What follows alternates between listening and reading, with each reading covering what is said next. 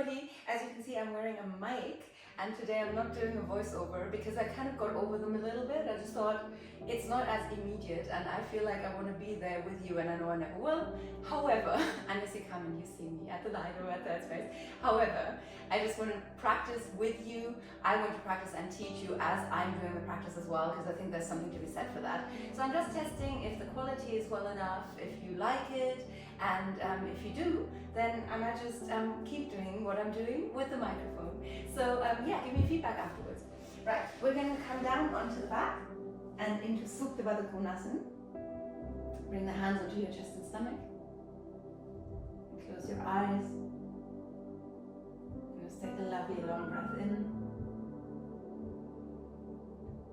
And sigh out. Now this might be the reason why a mic is not a good idea. Maybe that sounded horrific to you. Just in case, I'll keep it very quiet, but you go for it. Inhale. And sigh out, just let go. And one more time, in through the nose, nice and long breath. And release.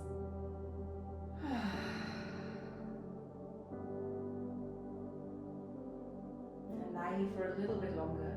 Just allow yourself to get heavy. Remember that when we're going into any postures, into any movements, we want to be aware of the breath. We can guide it from time to time, or that's our intention. But more important than the movements and the postures that we do, which can change to fit our body, we make sure that the breath is okay.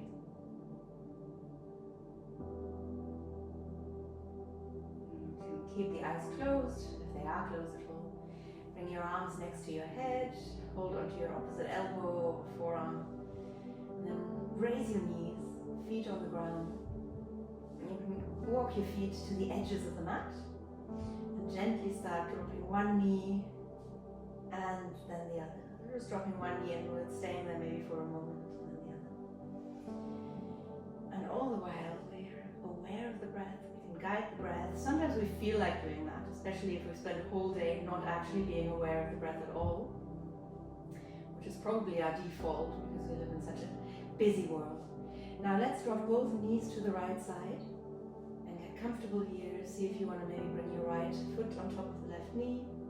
You could feel that you want to drop the head to the left side. That's an option. So go somewhere that feels really nice for you. As you breathe into the body, you might feel certain stretches a little bit more.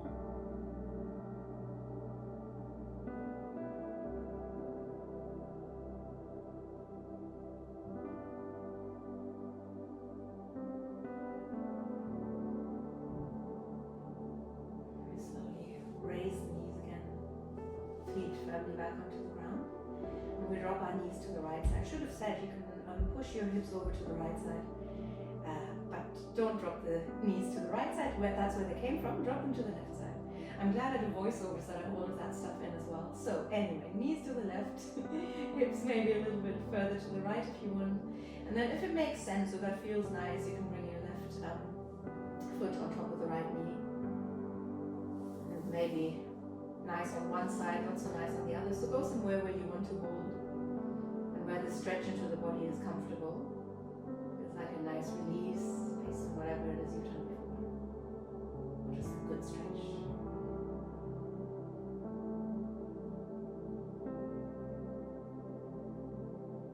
Slowly raise the knees from here and hug them in towards us. And what I always love doing is bringing the arms underneath the knees so that you don't really have to work too hard at keeping yourself in place. You'll just feel the shoulders and arms are much more relaxed that way. And we rock from side to side and then find stillness in the body. Knees might naturally drop to the sides a little bit.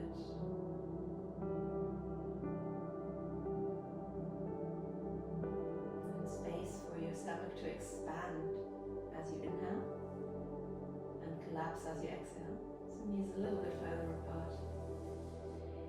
And then hands onto the knees, keep them apart and move into your toes and move into your ankles.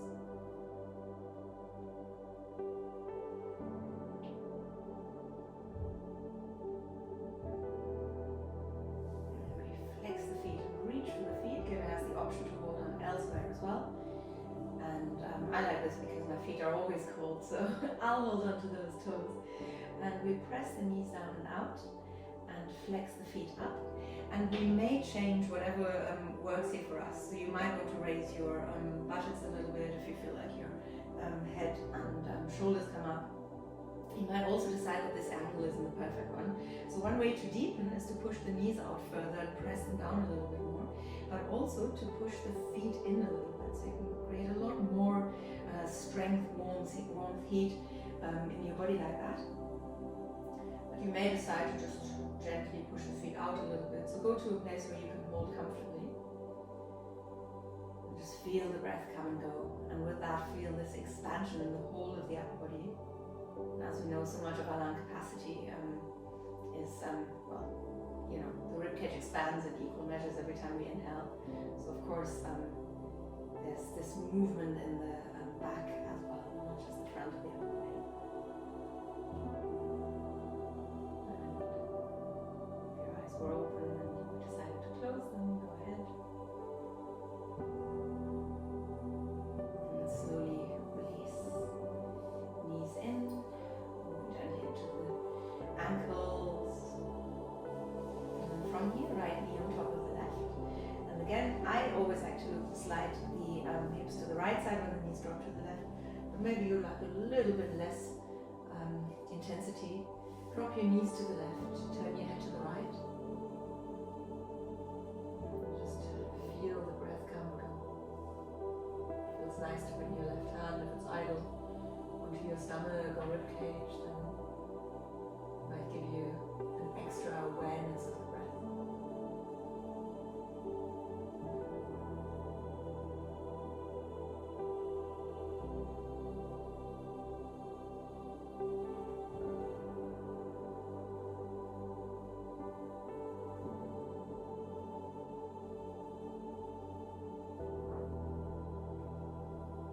And then slowly roll onto the back.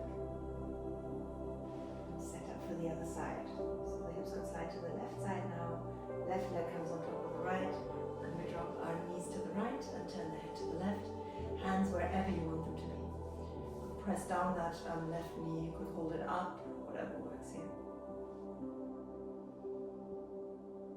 And we want to remember that Hatha Yoga or Hatha Yoga, not Hatha, no TH in the Sanskrit language, even though there's one sound, that dental aspirated, that is very, very close to it.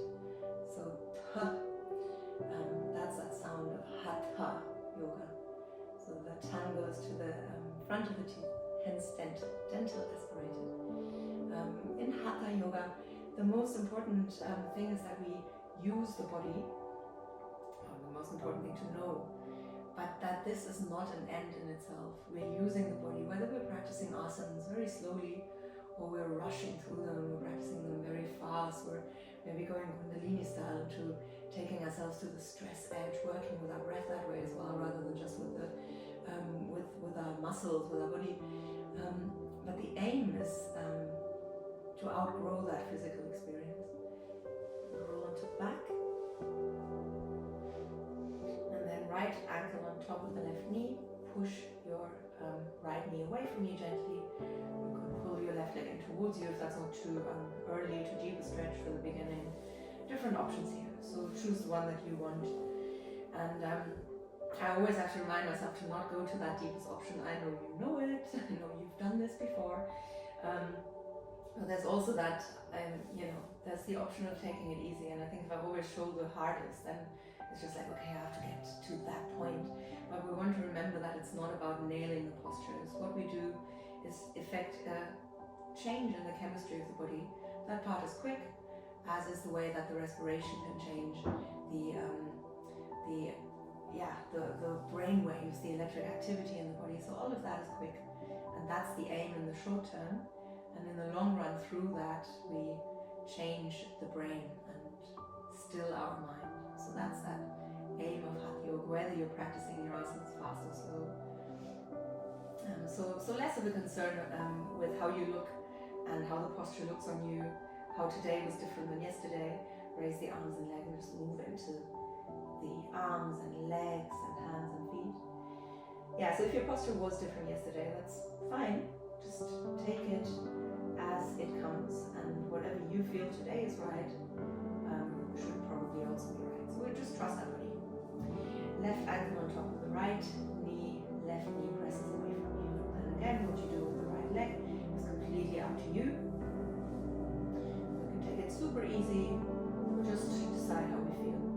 Once I had a student who, in a corporate setting, who always cycled to work, and one time he didn't because his bike was stolen, and he was suddenly so much more flexible because he hadn't cycled to work.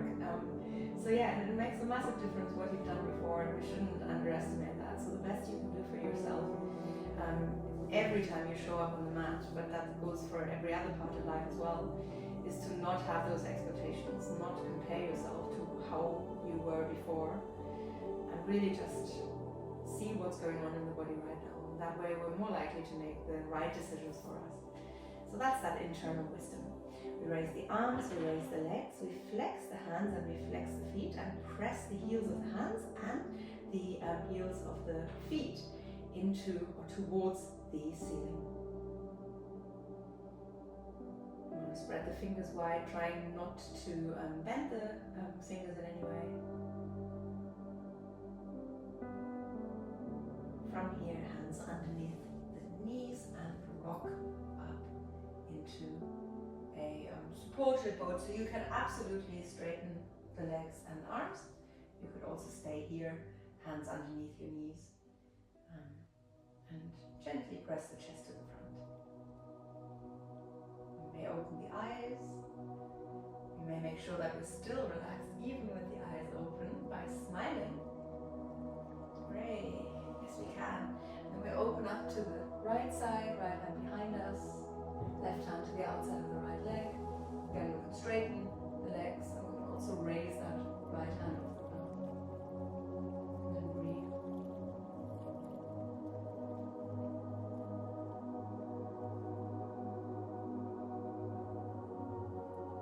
Change sides. Again, the option, also another option is feet to the ground. Maybe you're getting a little bit tired. Maybe you're tired from the day, whenever you're watching this video. So yeah, straighten the legs if you want to. Bring the left hand to the ground if you want to. Nothing's right, nothing's wrong, as long as it feels good in your body and you are doing this with awareness. You're right here, you're observing the body. And release. Cross the legs. And bring the right hand to the ground. And that's also easier. Sorry, it has nothing to do with anything. But when you do a voiceover, you have to think more about mirroring. Whereas here, I'm just like, right hand to the ground, left arm draws a circle, inhale, and exhale. Inhale, right arm goes over to the left side, and exhale. So much easier to do the mirroring thing. We keep going, inhale, and exhale. Inhale, and exhale. And this time we may go a little bit further, opening up, drawing a circle. If that feels fine. Same on the other side. Good, and we inhale and raise the arms. Exhale, interlock the hands, push the palms over to the right side. Couple breaths. Inhale, arms up. Exhale, over to the left side.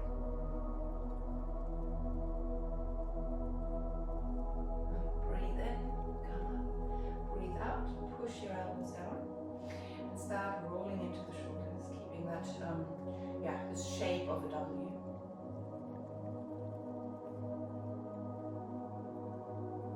I quite prefer the microphone, I have to say. Voiceovers always feel a bit more artificial, plus also that I know exactly how long I'm doing something, how long I have to talk, which is always a benefit. Now inhale, raise the arms, and then exhale, push your elbows down, your shoulders, sorry, that was very unhelpful. Inhale, shoulders go up, exhale, shoulders go down. And then we're going to speed that up a little bit. So depending on how you feel, depending on whether you're pregnant, for example, or whatever, you may want to not stress your body too much. But if you feel good and you want to kind of get a little bit of heat into your body, then what we'll do is, and you'll hear this really well now, inhale up, exhale down, and speed up the movement and breath so that it's synced. And if you don't want to do that, keep going. but don't use that strength of the breath and the strength of that movement. You can slow it down. So whichever works better for you. Just don't hold your breath. Not right now. Breathe in, arms up. Breathe out. Float your arms down, and then from here bring your outer foot in towards you, whichever foot that was, and hands onto the knees. Right hand stays where it is. Left hand comes to the head and guides the left ear to the shoulder. A moment to close the eyes here. Again, to kind of spark that relaxation of all the face muscles. You can help that out, of course, as always, by putting a little smile on your face. Or just slackening the jaw, relaxing the tongue. The eyebrows will do the trick as well. And then that stretch into the neck is much more effective.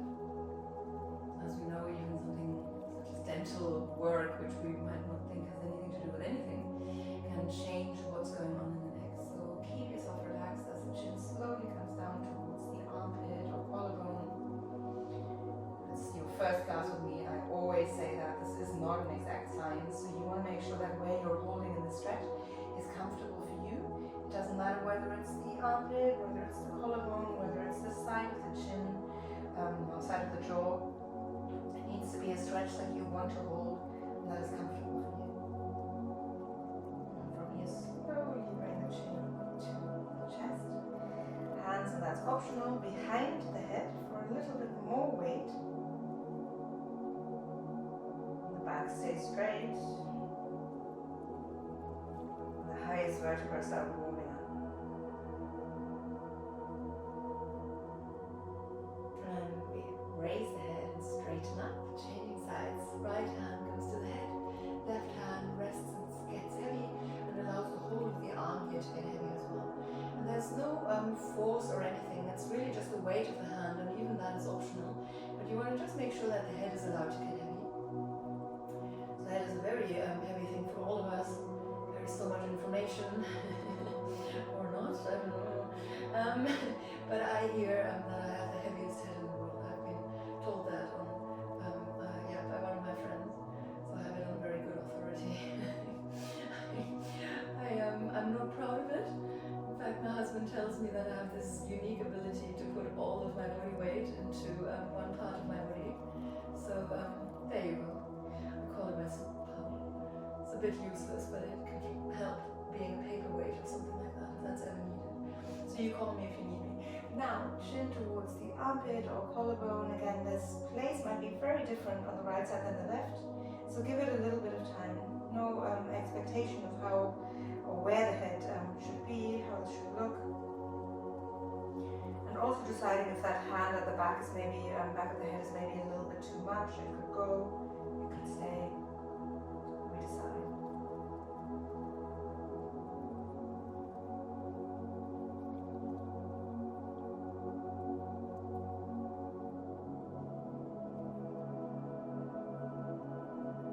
Slowly roll the chin to the chest, hands behind the head, and now let's round our back. Shoulders forwards.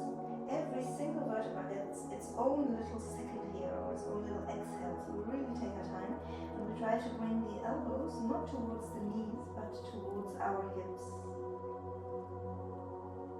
We stop where we feel we've gone far enough. And slowly release, raising the arms, straightening the spine, and then look up to the ceiling. Breathe in.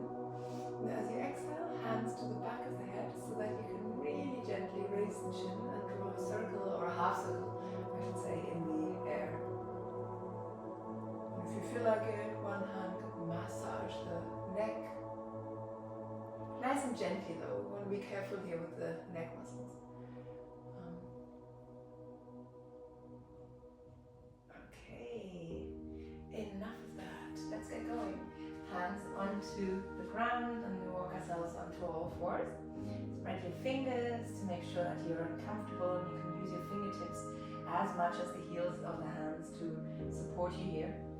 And then knees under the hips. See if that's comfortable, if you need any adjustments. And then from here, draw circles around your wrists. And as you draw these circles, lengthen the arms more and start creating space between your shoulder blades.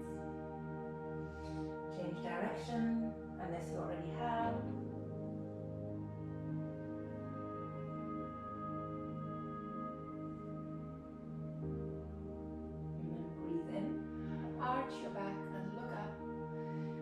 out, round your back, and drop the head. Inhale and arch. Exhale and round. Close your eyes and start guiding your breath. Slow it down.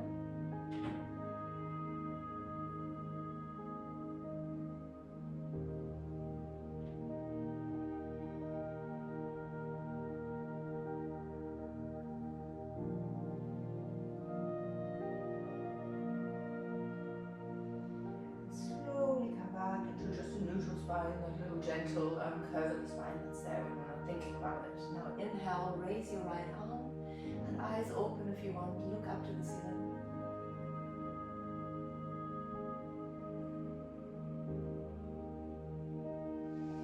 On an exhale, arm goes over to the left side and onto the ground. We're going to start straightening that left leg, raising the knee off the ground. Raise your left hand if you can. Obviously this is all just based on how you may feel and what you may want to do. You may want to stay with that left hand supporting you. And then from here, raise your left leg if you want, if you feel stable enough to do that. Just as I said it, I was like, ooh, a little bit wobbly. Anyway, so here, and now this is the other thing. You want to make sure that if you're here, but you're concentrating so much on stabilizing or on being in the posture that your breath changes, you want to change the posture so that the breath steadies again. That's our responsibility to the breath, our teacher, our guide, our carer, and we want to just be very thankful to all the things the breath does for us without us having asked, and also we're not really giving the breath a lot back. Never saying thank you, breath. Just like parents, it can be a very thankless task, can't it? Release and come onto all fours. And then from here, raise your left arm and look up to the ceiling. Nice long breaths. Also a chance for you to check actually, has that breath changed at all? Was this maybe a little bit too much? Shall I do something else on the other side? And while it's good to sort of balance out sides with what we do, it's also important to not be religious about it, because other sides, one side is always different than the other. We find our place into this lovely asana based on how this side feels. We may decide that we don't want to go any further. In fact, you could decide that the right knee should stay on the ground. So it's all good. Whatever you decide is fine, as long as it comes from the right place. You've thought about it, you're intentional, and it's not out of competition or because you think one thing is better than the other. The only thing that's better is doing the right thing for your body. Breath is the breath. It doesn't need to change, so don't let it. Then we slowly release and come into child's pose here. So knees apart all together, whatever you want, forehead to the ground. And ooh, I'm going to try this since I've got the mic on now. Let's do a round of Brahmi pranayama. If you've not done it before, super easy. We breathe in and hum out. Just a nice long hum. You want to keep it nice and sonorous. Brahmi pranayama means Brahmi is the humming bee or the Indian bee, buzzing bee, etc. And you want to make sure that you keep yourself really soft and relaxed. Maybe you've already started, and that's fine. And then bring the tip of the tongue to the roof of the mouth as far back as you can. So we'll try that and we'll see how that sounds. Take a breath in and hum out.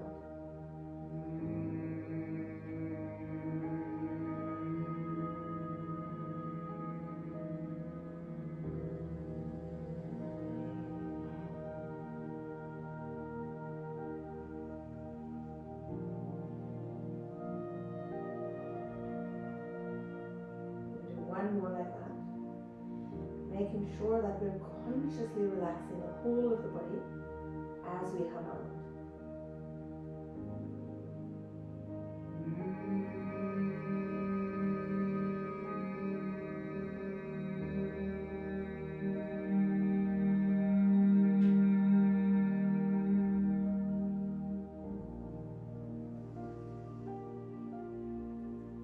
And we roll up through the spine and come to sit on the Your knees together or apart, doesn't really matter. As long as you're comfortable and as long as you're at the back of the mat. Breathe in and raise your arms. Look up. Breathe out. Bring the hands to your heart center and tip forwards from the hip, keeping your spine long. So again, not here, length. Push your chest forwards and your shoulders to the back. Walk your fingertips to the front and look to the front. Then as you sink lower, you bring the palms of the hands to the ground and look to the front. Chest can be low, can be in touch with your knees if you want. But we keep the elbows and the chin off the ground and then breathe in. And as you exhale, come forwards and down, arching the back, dropping the chest. I'm going to do that very gently. In fact, why don't I give you the option? Chin and chest off or on the ground. Easier for me with the mic to go here. And now inhale, drop your hips and raise the chest. Roll the shoulders to the back and down. Push the elbows in. Are your arms bent? Good. And then from here, look to the right shoulder and all the way to the back. Look to the left shoulder and all the way to the back. Look to the front and maybe even up. Breathe in and breathe out. Push your hips up and gently walk your heels into the ground, towards the ground. Get comfortable here, comfortable enough to no longer paddle, but stretch both legs out and press into the hands. And with that, let your arms get longer. Let your shoulders lift you and lengthen your spine. So Pathak, mountain pose. Yes, also referred to, or mostly in the West, referred to as downward dog or Adho Mukha Svanasana. But so many different words for this, and the reason I call it Virabhadra, well, because I learned it that way, but also because Adho Mukha Svanasana for me is where you bring the head to the ground. That's how I learned it. Makes more sense to me in terms of how that looks. That really does look like a downward facing dog when the head is on the ground. Good, now from here, roll forwards into a plank and hold that plank. Just breathing, gentle breaths in and out.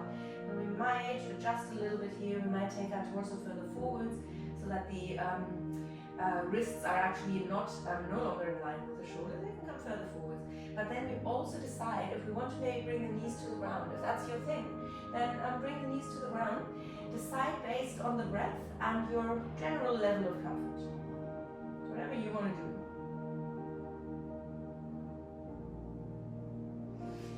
Inhale, raise your right arm, coming into a side plank. Here too, if you have the knees on the ground, your left knee could still be on the ground. If you wanted to, the feet could be on top of each other. And we send our arm to the front for a slightly deeper stretch into the side.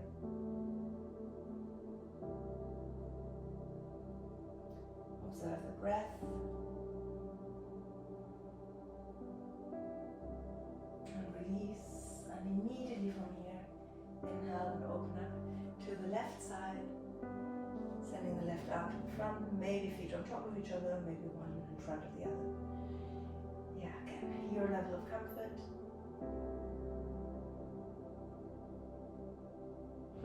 And your breath that needs to be able to be comfortable here as well. That your breath tells the brain that it's nice and relaxed, and the whole of our body is. We release. Drop the knees, chest and chin. We could hover again. And from here, inhale, drop your hips, raise the chest. Exhale, push your hips up. And we breathe in and raise the right leg, pointing the toes to the ceiling. We might close the eyes now. Let's see how that feels. I always say there is nothing easy or beginner's level about asana practice. Very often people refer to Hatha Yoga as a beginner's yoga, which is complete bollocks in so many ways. Keep your eyes closed. Let's keep the eyes closed. Step the right foot to the front, bring your left heel to the ground. We're coming up into warrior one. So take your time. Eyes are closed. We find our way into this warrior. We know the mat, we have this sense of what's going on around us. I love your proprioception is working. So coming up, arms high, push your right hip to the back, left hip to the front. and get length into the spine rather than feeling a little arch in the lower back. So the reason it's bollocks, by the way, is because number one, Hatha isn't Hatha, it's Hatha if anything, or Hat, and but you know, potato, whatever. But the reason it's not beginners is because it's a whole umbrella term, so everything to do with the body. Your rocket yoga comes from Hatha, it's the same, the Hatha Yoga tradition. It has different spins, it's like lots of different exegeses of the Bible, you know, it's still the Bible. So our Hatha Yoga is the source of all that we do with the body in yoga. Therefore, beginners, Hatha Yoga is completely wrong. But even if we're looking at it in terms of what they mean, as in it's considered slow asanas that we're holding for a long time, what is beginners about that? It might incorporate beginners because you could take it much easier and you can come out of the posture more easily than if you're flowing through asanas very quickly and you feel like you're not keeping up. But there's nothing beginner about it, because advanced means you're ready to stay, you're ready to hold, and you're ready to just be with your body rather than escaping. And if we're constantly running on 180 miles an hour, then yes, it's easier for us to flow really quickly through asanas to keep ourselves on that high stress. But are we coming down that way? Are we actually connecting with the breath, with our are we getting to the stillness of the mind that we are actually wanting, that we want in order to change what's going on, in order to counter all the things that our modern life is doing to us? So if you can, keep that awareness of the breath, keep the eyes closed. It's not a problem if you can't. Sometimes it just doesn't. That goes for me as well. And open up to the left side, coming into warrior two. So let the arms come to the sides, left arm at the back, right arm at the front. And while the whole torso is open to the left side, we bring the chin towards the right shoulder. We may sink further down. We don't have to. We just do whatever we feel most comfortable with. We close the eyes if they've opened and we now feel that we can close them again.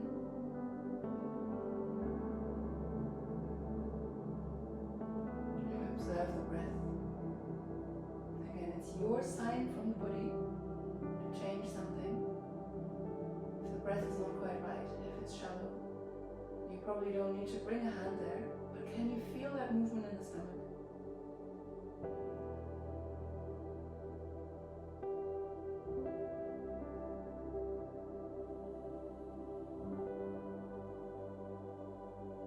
Are you aware of your right leg, that inner thigh? Can you feel it? And if not, can you gently press that right knee out a little bit more?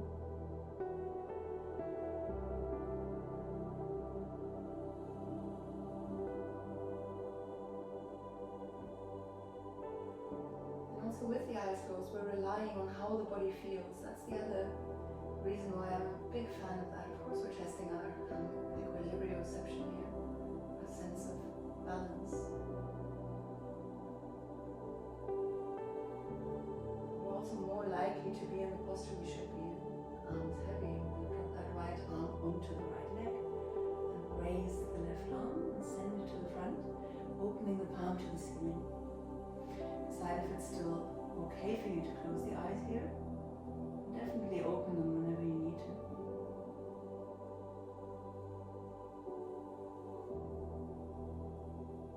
Just maybe be a little bit bored. Let boredom set in. Don't think about anything other than just being here in the body and what you can feel. Everything else can wait. Trying to solve the problems of the world. Listen to your breath.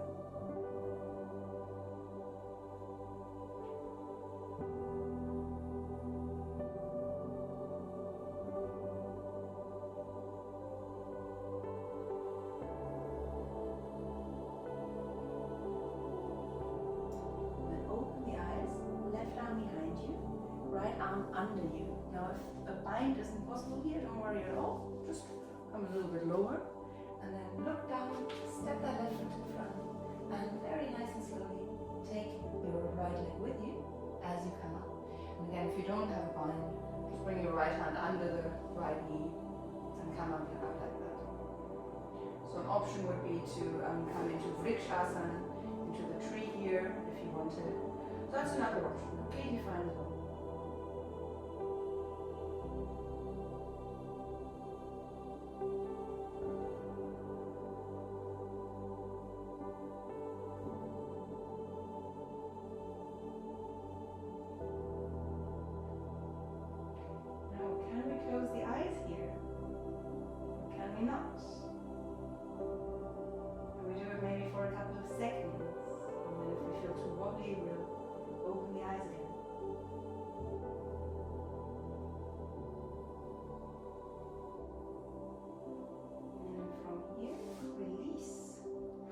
Ground, step into a plank if you want, knees to the ground, rock the hips from side to side, and then push your hips all the way up, and breathe in, raise your left leg.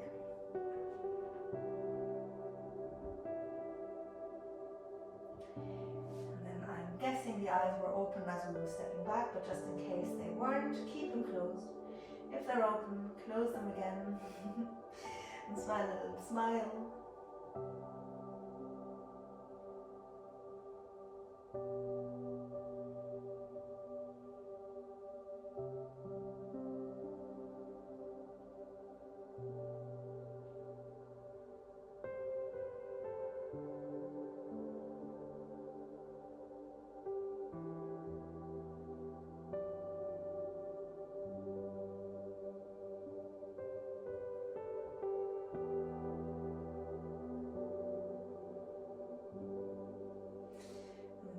From here, step your left foot to the front, keep the eyes closed. Reminder for me as well, because I just naturally open them.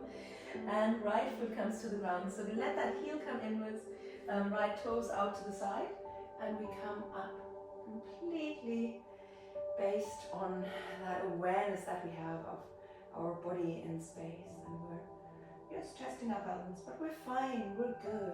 So we'll stay. And we settle into Virabhadra Asana, Vir Hero, Bhadra, gracious. And just in case I haven't told that story, or maybe it's your first class with me, actually quite a deep story, very relatable, I always think.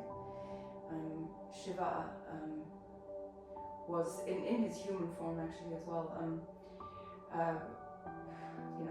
meditating and walking around half naked and had Rasta curls, do you call them that? Dreadlocks, that's the word. That's a German word, Rasta curls. I literally just translated that. Anyway, so bottom line is, he wasn't everyone's cup of tea, and he wasn't Sati's dad's cup of tea, because he too was a priest and of a very different outlook. And Sati is Shakti in her human form. So they find each other as humans, they find each other as God and Goddess. But Sati's father organized a yajna, a sacrificial offering, and did not invite Shiva to this. And when Sati found out, she got so angry, she got her blood boiling so much that she burst into flames and essentially became that sacrificial offering, if you will. Because she's a goddess, essentially, she reawakened to life, but Shiva realized, felt that she had died, and was so angry that he cut off one of his dreadlocks and created from it Virabhadra, so that warrior, and sent Virabhadra down to earth to kill his father-in-law, which he did. So warrior 1 is him arriving at the scene of the crime. Warrior 2, as we open up into Warrior 2, and again you can open the eyes if you need to, but give yourself enough time to maybe just see if you can keep the eyes closed and find your way into Warrior 2 without opening the eyes. So you've got time, take that time, get used to that different posture. Hands in line with the shoulders, chin in line, or reaching for the left shoulder. The torso is nice and open, left knee pushes out to the left side. And this is the snapshot, essentially, of Shiva drawing his sword and killing, chopping off the head of his father-in-law. Warrior 3 would be him picking up that head. The story doesn't end there. Basically, Shiva is known for being someone who's very quick to anger and very quick to be placated as well. And suddenly waking up and realizing what happened was very angry with Shiva. So what have you done? Rectify this. And Shiva then picked up the head of the nearest animal, a goat that he found, chopped that off. Maybe that was the sacrificial offering, and put that head onto the father-in-law to then reawaken him to life. And rather than that father-in-law being angry about what happened, he was actually grateful that he was given back his life and had learned his lesson of not being possessive, not holding on to his daughter and deciding for her, is this a good man for her or not? Which is more of an animal quality than a human quality, because we can outgrow that. So that's our story and what we can learn from it. Don't be possessive, let go. Also don't get your blood boiling and be so angry that you burst into flames, because even though she could reverse that for us when we say something that we maybe regret later on, we can't take it back, we can't turn back time. And Shiva's lesson is not to get so angry, to think about what you do and maybe taking a breath before acting. Sometimes that may mean for us, right, in our modern world, not reacting to an email that really aggravated us, but maybe just sleeping on it and deciding what to say the next day when we have that distance. With the eyes still closed, drop your left arm onto the left leg, raise your right arm. Rather than keeping it up there, take it further, fingertips towards the front, and open the palm to the ceiling. You feel a little bit more shoulder engagement here with that rotation. Make sure your head is comfortable, whatever that means for you. Allow yourself to feel the breath, to really connect with the breath. I'm not giving enough time for that today because I'm talking too much. I'll be quiet now.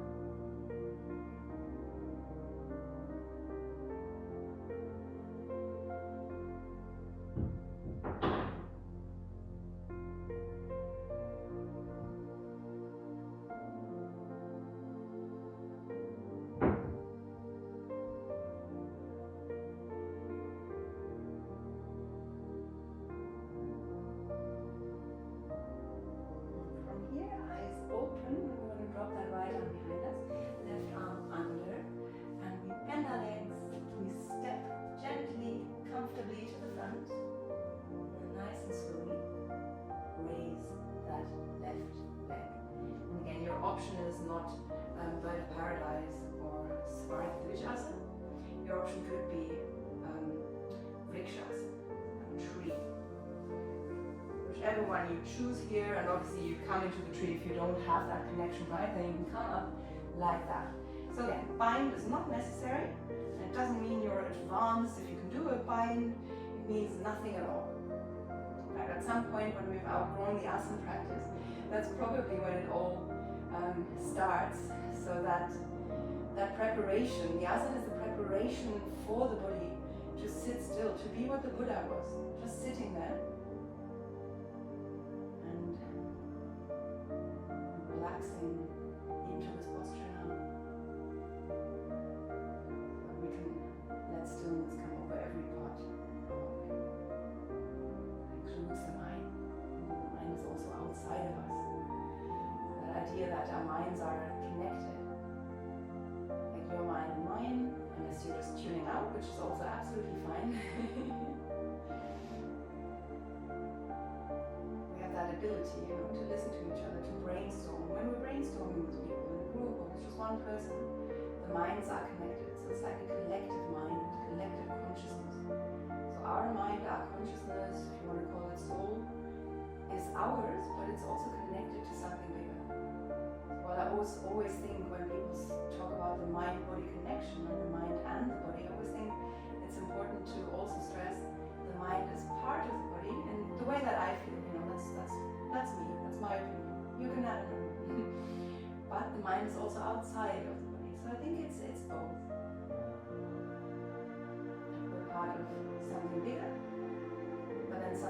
is also part of us. A two-way street. Just like when we're breathing in a certain way that is calming, that has an effect on the brain. But if we're in a happy emotional state and there's nothing going on, no deadlines, no nothing, then we're calm and that will have an effect on your body as well.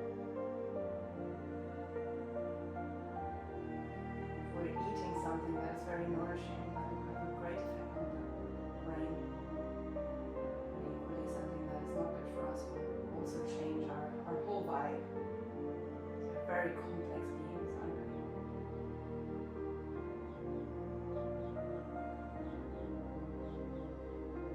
From your release, we come to standing. The eyes can stay closed if they were closed. We walk gently forwards and back.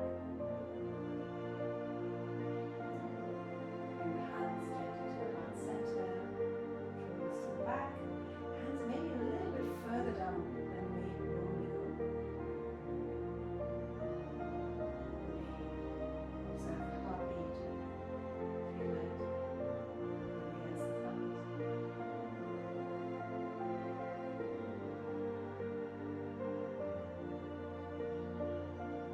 And we inhale, raise the arms. And we exhale and fold forwards. Slowly coming down. So if you were looking, I look a bit weird because I'm kind of testing what's around me. I know there's a plant, there's maybe other things as well. On your next inhale, step your right foot to the back. And step to the back. We hold a plank or we drop the knees to the ground.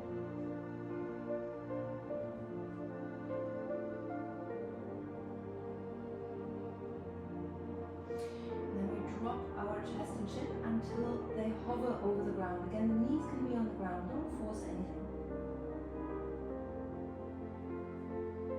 Breathe in, drop your hips and raise the chest. This could be just the hands and feet on the ground, so lovely deep upward dog, where the chest pushes to the front, hips push down. Could be cobra. But if it is and the legs are in touch with the ground, maybe you want to bend your arms a little bit. Bring the arms in. And then from here, roll on the toes, push your hips up, drop the head